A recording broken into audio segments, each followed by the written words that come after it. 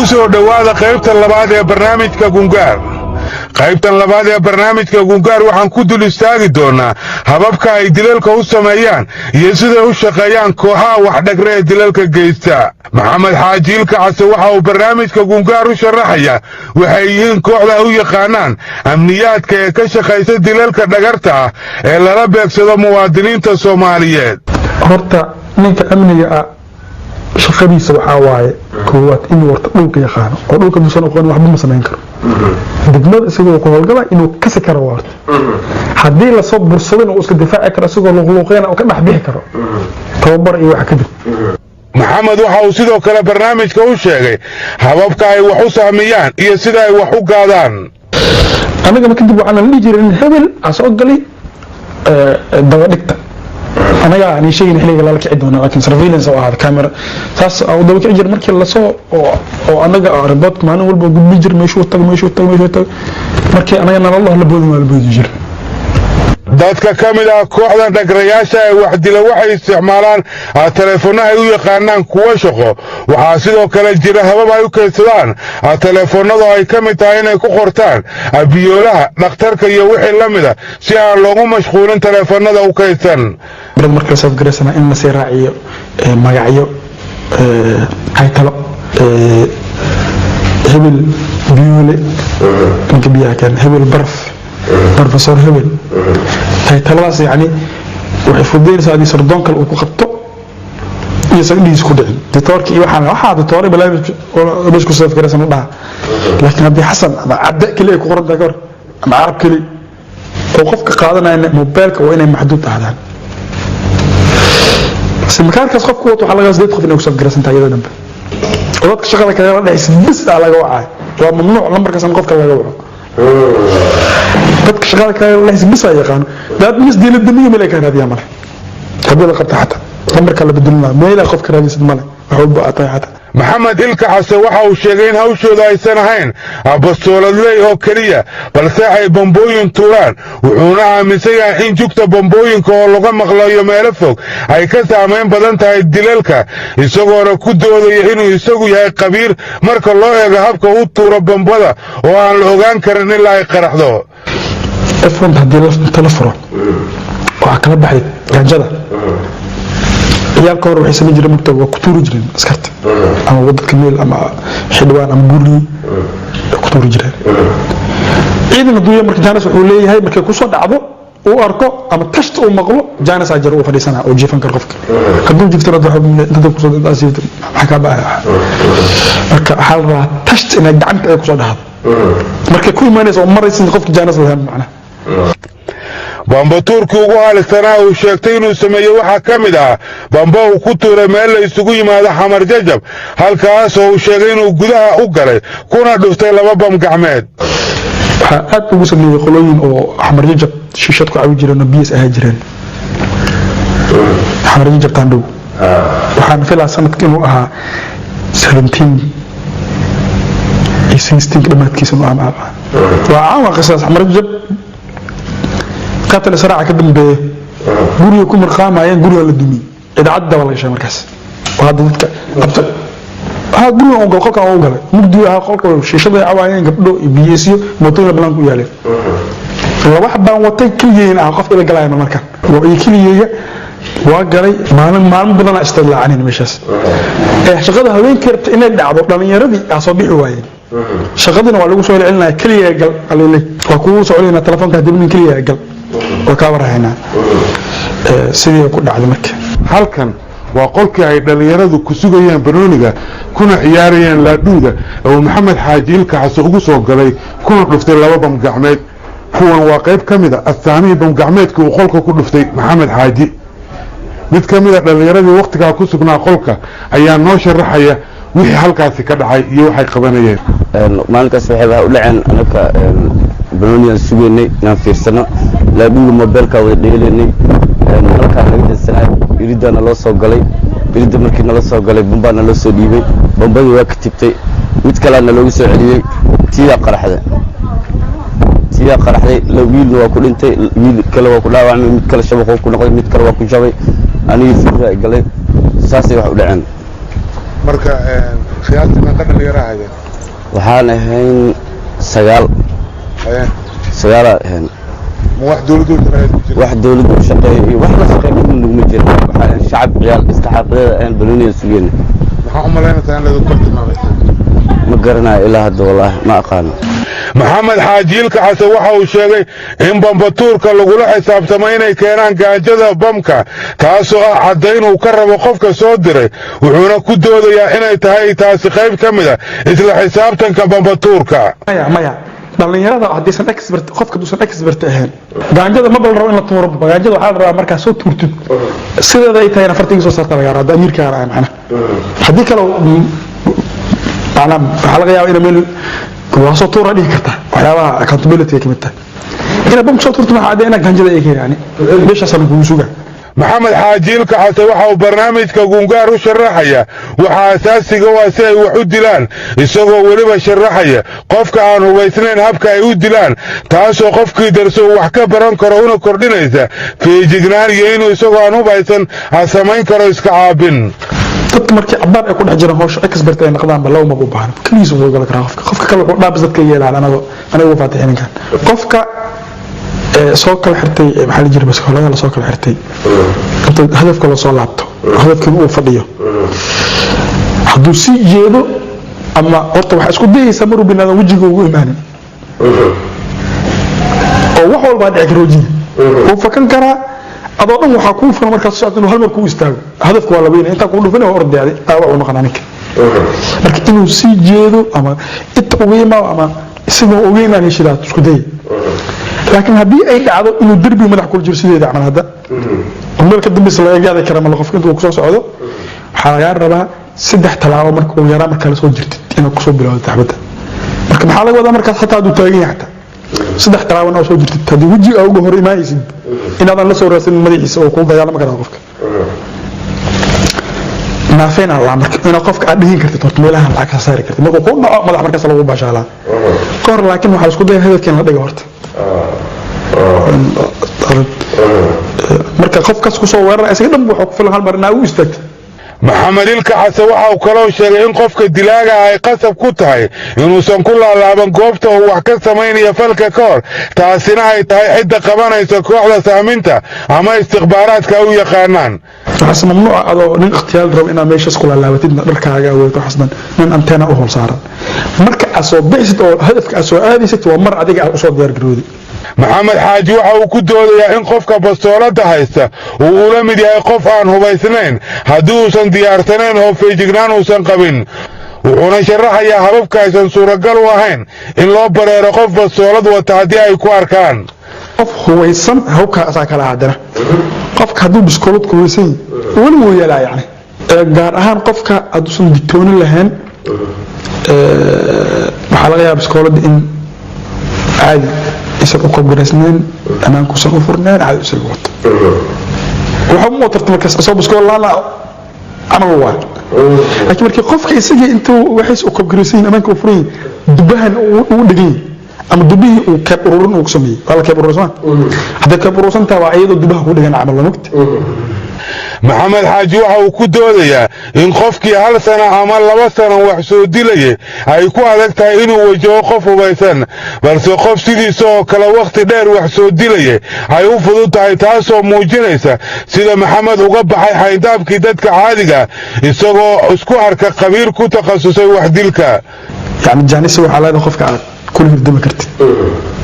oo qofka markii soo socdo adoo dhan waxa ku fulan inaad inta wabstido aad hadidno kadibna meesha u banaysid hadafku uu qalcado markaas biswa hadafka mar walba dhaqdhaqaaq aad qofkaas usan ku ogeyn asmaysid uu qalcay illa ma qofka inuu ahaado qof degan oo wax badan soo ikhtiyaale inuu ahaado kula dagaalamo gooni taas laakiin qof hal sano 2 sano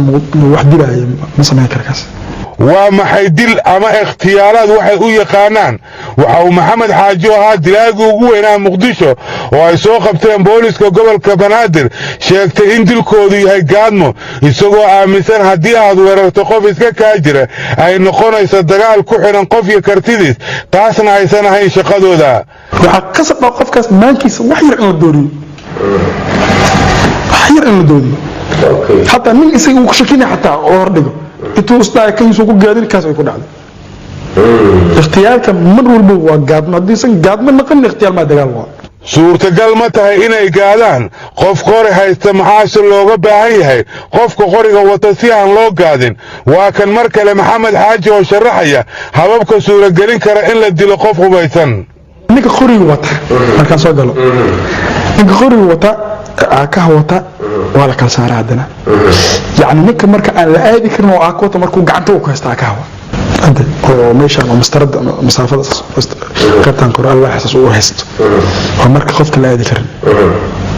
وسوي بوق بسنكرة خوريس خفت ممكن خوريس سوي بوق بسنكرة وحكى الله لبده خفك مرك يسوي أنت تسوق قشطه ساس وهست دنا وسوق قشطه على مده لكن ساس وقشطه وخروه أدسي أوكي وا ومرك عوني ست حلقة يا بعتينا أساس أو قبت الجال أكسرت أما خروج في ساس هي لحسة أسي وصلنا كلام مركب وبعد خروج في سحب وادزين إن خروج خفك قعنته وكهسته حل سواي يلا دوانين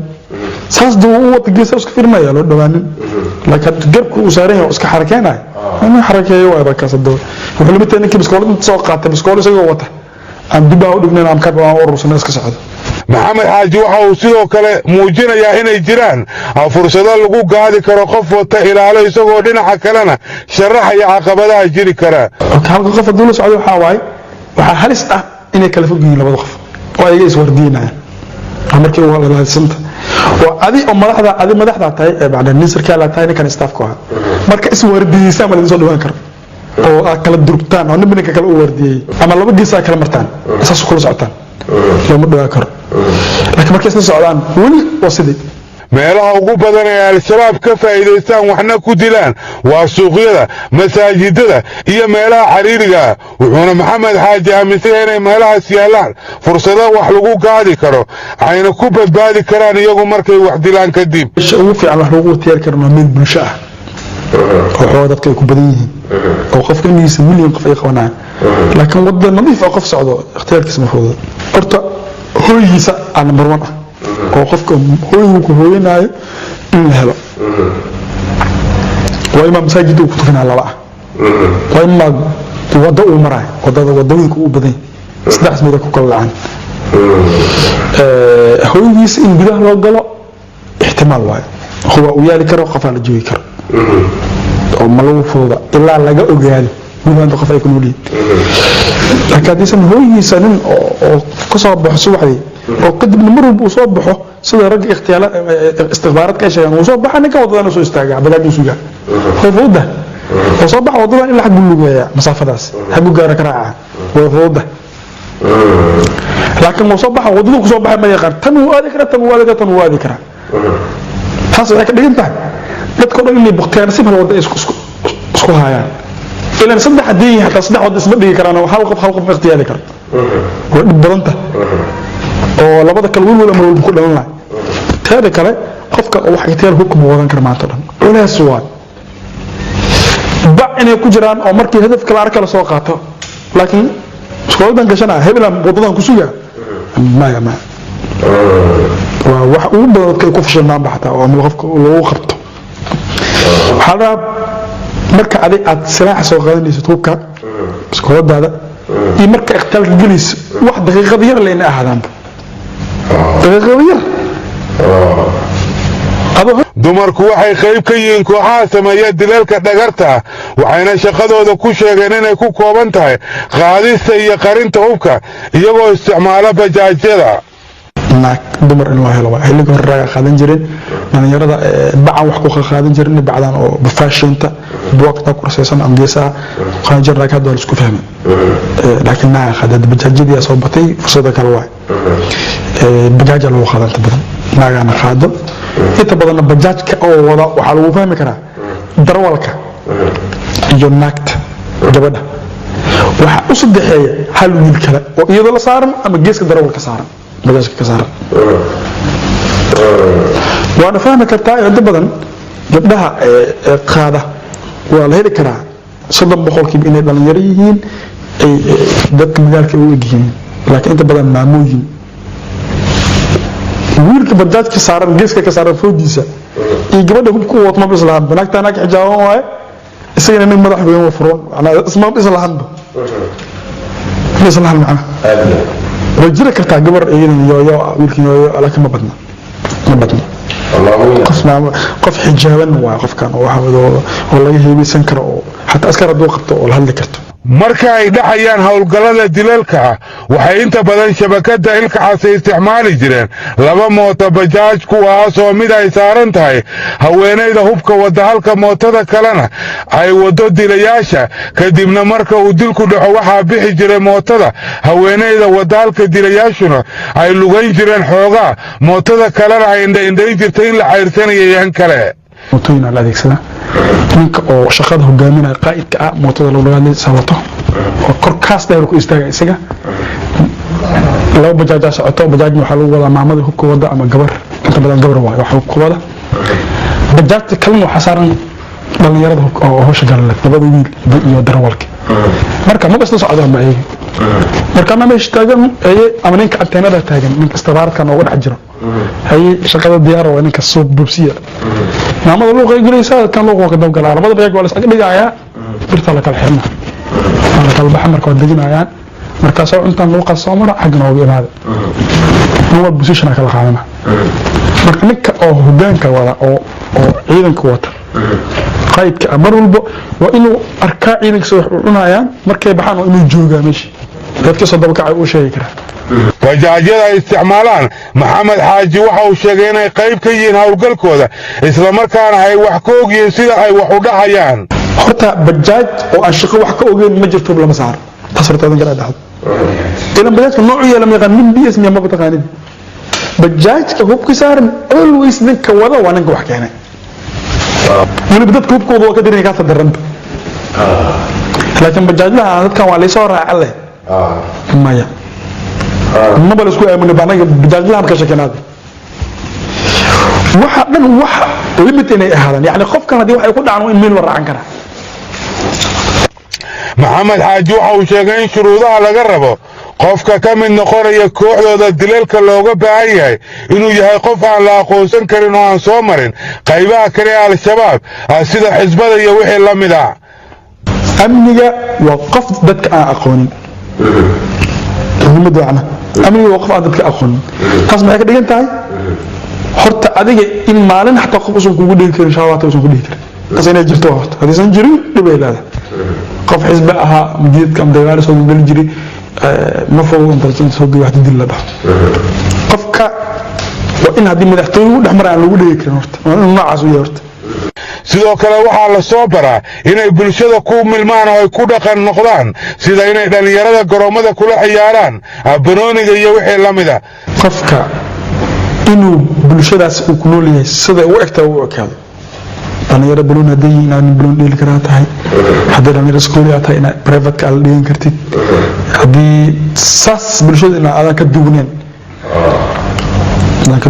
meesha waa la isku barayaa al-shabaab waxay dhalinyarada ay mareen habaabyaan u fasaxaan wax kastoo aysan ogolayn diinteenna ay ugu horrayso daadinta dhiigga muslimka waxaana ay hadda soo kordhiyeen inay dhallinyaradooda u fadwoodaan maandooriyo nooc kasta inay isticmaali karaan si ay u dhagraan dadka iyadoo oo laga ilaalin lahaa inaad balwad baratid oo aad sharmooto naqatid oo aad xumaan samaysid iyadoo laga ilaalin lahaa aadan maxamed bax ku ah si adowga u dhakrisid inaad haddii xashiish aa ka dabactid marka amni oo sano ka muuqato maya sidoo kale waxa uu maxamed xaaji sheegay inay mamnuuc ka tahay inay ka muuqato sunnada nebiga iyadoo laga rabo inay u labistaan una xirtaan sida ciyaalsiyaha سؤالان مركا adiga inta ka baxid oo aad fashilantid ama ina nasasho marka oo toro aadid madaxa sidoo u jireen loo jara foodo ku socona meesha laga yeelay xisba ku qoonayso wana fashilanti xisba qoon ma xadii xamaran ka imaade xabsada loo gelina amirka ku imaana garab grupo gaar muddo ku imaade amniyada taa ku fashilanta ana iska soo jirjay iska soo jiray nidaamka xagga raaci maxamed waxa uu qabaa in ka mid noqoshada nolosha shabakada wax dhagarta ay tahay mid mugdi ah oo xanuun badan أمنية نور عجيب بدو مودع نور أد مودع حنون كقفك أمني ودرام كرامرك صاحب كيس لقطه صاحب كين هو أخاف سجى يقانا وبدنته that's why qofka haddii aad madiina degan tahay oo mar walba inaad isku aragtaan banaadir waa haddii la soo qabto mar walba wuxuu dhahaa banaadir ku kulmi jira ninka ciidanku waan geeyay banaadir dhan la baarayaa keegtadana reed inaan lagu helin macna muhiimada saswa reed in lagu helin bal hadduu ku soo qabto xataa wajidka saxdo inuu reed ku helin ana banaadir ku kulmi jirnaa magacay magaca waxa la xudeyfa ana xudeyfa leebna haja leedahay ها كل مجرد بنادر عمري متين تلاقي عندنا نكرت المرقات يلا كاس قدومي واحد كذا قاعد هيرس المركه وحيل وجد المركه عمري مقال المركه واكنا والدين تيدي اسكولات waxna soo weydii dadkaas dunida hebel baba aqaaniye raadinu soo lahayn yani hatta hadii lagu xukumayo adoo oo malale laga yahay lagu xukumo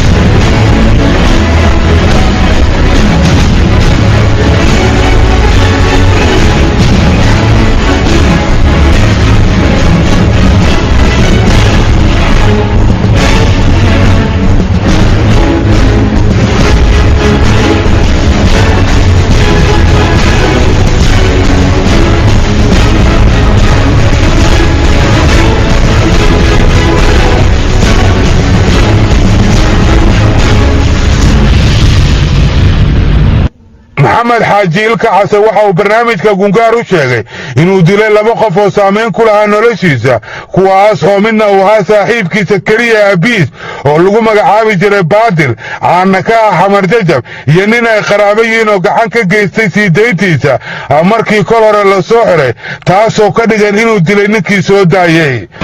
والله waxaa ugu yaab badnaarta laba nin midna qaraabaan si gudoonahay oo daladaas anaga dhaxayso si hadii loo fiirin aabin saaxiibay aday u adkaato ana ka farsan waay nin la dhigi jiray bedel ama baadil sa taqaana baxbar jabaysan jiray xiliga dowraanta oo sarkaal ah soonka 2016 kala diray abriil lagu soo aadaman xilliga soonka ma jeclan in dilix adeer aan dhigi jiraan oo dhigi way dhigi waa ka farsan waay marka ماذا؟ بس عمر حلو دلي ولا لا عمر أبي صاحبي أنت من قلت إيديك مده أي ولا لا وضوء حجرت أوير موضوع لو وصل الله حنا أيه أو أن كان أو وضوء حمرتا وزارة أنا بيها كذا شيء بيها شيء موتين مرجرين موتين مش مرجرين حجرت أو هذا السر عيدا فدينجري أنا نقول دينجري بقول كل جنود جنابي سيني كان بقول سلوا درها marka ay maxamed xaajiilka xasaya kooxiisu si dhagara wax ku dilaan kadib maxay sameeyaan isaga la faantiisa ayaa sharaxaya waxa xiga dilka kadib horta dadka ma orda markii wax dilaan horta dadin ma lagu orda xaaladda dadka haday dad badan yihiin labada orda waa la orday hadalka taagan oo taagnaanay soconi marka luuqa kuwad ay gashay afkana bas ala sarax waareenay bas salaa soo doob bixin laakiin dadka ku arka ordi dadka isku dirtaba qabtaa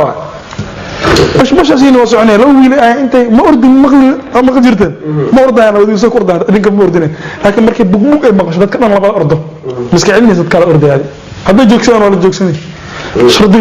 لوق كود دوسس أو دش لوق كود إن هذا أبحث لي حواريس كدنا لوق كلا بدأت تعالى على تسكيلي بعد لوق بتاع واحد من الدين باين حزين من حنبارت ودادك اللهين يا تهي دمركيو عرجورتيو تقويو أبويا هن أنو جرنا حينو تبرقوين يا تهي تبرقوين يا تهي maxamed xaajiilka xasaya shabakadiisa oo ka koobnayd 9 qofood kuwaas oo 5 ka mid ah yihiin maqarayaal waxaa la horgeeyay maxkamadda ciidamada qalabka sida ee Soomaaliya darajadeeda koowaad baaris dheer oo ay sameeyeen hay'adaha baarista ciidanka sida NISA iyo CID ayaa kadib lagu wareejiyay sarayaasha xafiiska xeer ilaalinta ciidamada qalabka sida أكتوبر دبياقدي ayaa loo dhaadhiciyay xabsiga dhexe ee sarayaasha waxaana uu xafiiska xeeraalinta xilligaasi isku hawlay baarista ee sarayaasha maxkamadda hortaagan iyo kuwa la shaqeynaya ay soo gudbiyeen xafiiska xeer ilaalinta bartamihii Noofembar ayay codsadeen xeer ilaalinta in la muddeeyo dhegaysiga kiiska waxaana ay maxkamadaynta eedeysanayaasha isugu jira maqaanayaashiiyo goobjoogayaasha bilaabatay horraantii Diseembar sanadkii tegay. ugu horrayntii eedda eedeysanayaasha loo haysto ayay u jeediyeen garsoorayaasha waxaanuu wax ka weydiiyey guddoomiyaha maxkamadda jiritaanka eedda loo haysto. maxamed xaaji axmed maxamed isaaq maxamed waxaa lagu jeediyey eedda aad dhegaysanaysay waxaa lagu haystaa inaad ka tirsan tahay kooxda al-shabaab inaad koox oo qayb fulisa horjooga aad u tahay dilalka aad dhegaysanaysay oo ilaa 3 gaaraya iyo dilal kale inaad fulisaa lagugu eedeynaya waxaa kuu bannaan 3 jawaab midood eeddaas ma gelin eeddaas waa galay iyo doodaan ka qabaa sida xujuraada sharaxda. fadhiga hore inta badan lagu dhageystay markhaatiyaal iyo baarayaashii kiiskan ayaa mar kale dib la isugu soo noqday 16 Diseembar sanadkii tegay. xafiiska oo fursadda dib u dhigista ka faa'iidaysanaya ayaa soo diyaariyey shaxda horjooga ilka case iyo kooxdii uu u talin jiray kuwaasoo maray xukun cadaaladeed iyo kuwa sugaya in cadaaladda la marsiiyo. gaashaanle muumin xuseen cabdulaahi ayaa noo sharaxaya eedda loo haysto raggan. labadii eedaysanee dilay marxuum xeefow iyo tilmaamihii ay bixiyeen 3 shakhsiya lagu soo qabtay naasa hablood iyadoo laga duulayo la raadinayo shakhsigaas aadka muhiimka u ah oo ah ilka case laamaha baaristu waxaa su'aalo laga weydiiyey qofka isaga ka sarreysay ee goobta keentay canshuur wuxuu bixiyey tilmaam yani ka dhow labadii tilmaamood ay bixiyeen labada mataqaanaa group ee ka horreysay isaga la soo qabtay canshuur wuxuu tilmaamay inuu amiir u hagaayay nin la yiraahdo ilka case. jenaraal cabdulaahi buule kamay xeraaliyaha guud ee ciidamada qalabka sida ayaa xusaday in dhammaan eedeysanayaasha la mariyo ciqaabta ay mudan yihiin. dhammaan eedeysanayaasha oo u kala saaran 3 nooc qaar jooga oo ah dilayaal oo ku soo eedeynay 434 iyo 221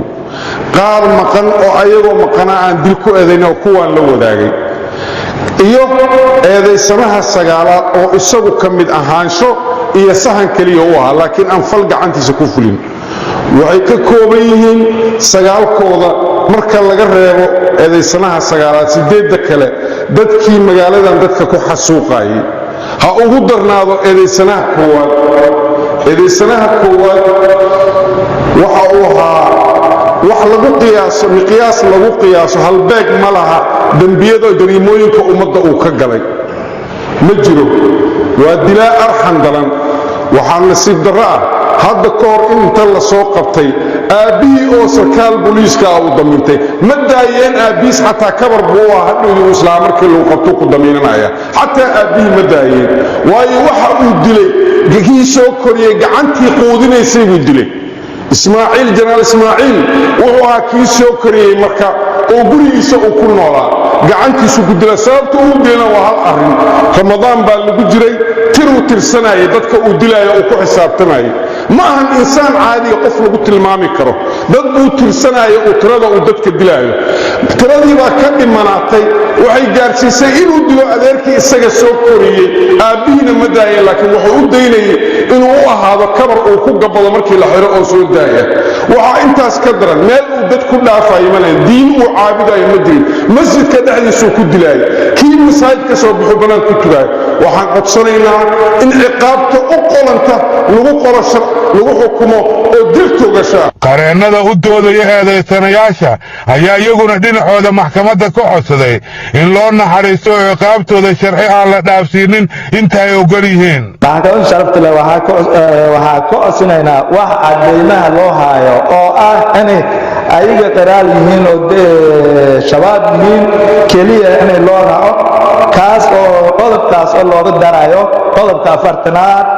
oo tilmaamaya waxyaabaha dembiga fududaaya maxkamadda sharafta leh intaas ka codsanayna. 31 Diseembar ee sanadkii tagay ayay maxkamaddu ka soo saartay go'aan rasmi ah sida warbaahinta u akhriyay gaashaanle sare xasan cali nuur shuute guddoomiyaha maxkamadda darajada koowaad ee ciidamada qalabka sida ee Soomaaliya. bismillaah maxkamadda darajada koowaad ee ciidamada qalabka sida waxay ku dhawaaqaysaa go'aanka dacwad ciqaabeedkii loo haystay eedeysanayaal 1 maxamed xaaji axmed 27 jir ah ina faadumo cumar xasan ku dhashay shabeellada hoose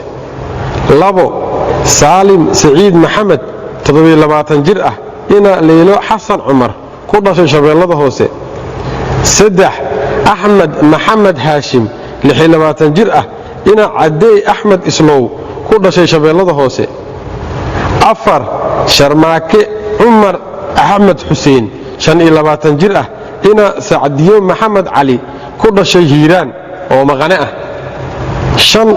axmed faarax iidle 23 jir ah ina faadumo xasan ku dhashay xamar oo maqane ah 6 cabdiraxmaan mustafa cabdulaahi 22 jir ah ina faadumo maxamed shaakuud ku dhashay xamar oo maqane ah 7 ramadaan cabdiraxiin mursal ina muslimo madgafiim ku dhashay baar dheere oo maqane ah 8 cabdinaasir axmed cabduqaadir 27 jir ah ina faadumo maxamed ibraahim ku dhashay xamar oo maqane ah 9 faadumo xuseen cali cadaawe 24 jir ah ina dahabo cumar weheliye ku dhalatay hiiraan kuwaas oo xafiiska xeerdhaalinta ciidamada qalabka sida si wada jir ah ugu soo eedeeyay in ay ka wada tirsan yihiin kooxda al-shabaab gaar ahaan qayb fulisa dilalka qorshaysan iyo sahminta oo ka howlgasha magaalada muqdisho markay aragtay maxkamaddu dambi muujinta ah dukumiintiyada kale ah cadeymihii iyo qiraaladii laga qoray eedaysanayaasha koowaad labaad saddexaad iyo afaraad oo goobjooga ka ahaa maxkamadda iyo cadeymaha iyo gungaarka laga soo gudbiyey 5 eedaysane ee maqanayaasha ah 2 qoraallo hore looga qoray xukunsanayaal lagu fuliyey qisaas iyo kuwa xukuman 3 sawirada iyo warqadaha cadeynta dhimashada marxuumiinta sare ku xusan 4 dukumiintiga lahaanshaha mootooyinka ay ugu adeegayeen kooxda al-shabaab eedaysanayaasha labaad oo goobjoog ah iyo 8aad oo maqane ah 5 galdacwadeedka hore looga diyaariyey eedaysanaha koowaad maxamed xaaji axmed 6 moobeelada ay isticmaalayeen eedaysanayaasha labaad iyo 9aad oo ay ku jiraan sawirro ay u dirayeen kooxda al-shabaab markay dhageysatay maxkamaddu doodii u dhaxaysay dhinacyada kale ah xafiiska xeerdhaalinta ciidamada qalabka sida iyo qareenada difaacaya eedaysanayaasha sidaa darteed maxkamadda waxaa u caddaatay in 9 eedaysane ay wada yihiin dembiilayaal gale dembiyada lagu soo kala oogay waxayna maxkamaddu ku kala xukuntay 1 dembiile shabaab maxamed xaaji axmed oo afgarashadiisu tahay ilka case 2 dembiile shabaab saalim saciid maxamed oo afgarashadiisu tahay salmaan 3 dembiile shabaab axmed maxamed haashim oo afgarashadiisu tahay carab oo dhammaantood goobjoog ka ahaa dhegaysiga garmaqalka waxay maxkamaddu ku xukuntay dil toogasho ah 4 dembiile shabaab sharmaake cumar axmed xuseen oo afgarashadiisu tahay ugaaska iyo ganay 5 dembiile shabaab axmed faarax iidle oo afgarashadiisu ay tahay shuuriye iyo madoobe 6 dembiile shabaab cabdiraxmaan mustafa cabdulaahi oo afgarashadiisu ay tahay faarax mooryaanka 7 dembiile shabaab ramadaan cabdiraxiin mursal oo afgarashadiisu tahay saalax oo maqanayaal ah waxay maxkamaddu ku xukuntay ayagoo maqanayaal ah dil toogasho ah 8 dembiile shabaab cabdinaasir axmed cabduqaadir oo afgarashadiisu tahay carabey oo maqana ah waxay maxkamaddu ku xukuntay xabsi daa'in 9 dembiile shabaab faadumo xuseen cali cadaawe oo magacadeedu afgarashadu yihiin faadumo korneel iyo cosabo oo goobjoog ah waxay maxkamaddu ku xukuntay 15 sano oo xabsi ciidan ah ciddii aan ku qanacsanayn xukunka maxkamadda waxaa u furan raacfaan wabilaahi tawfiiq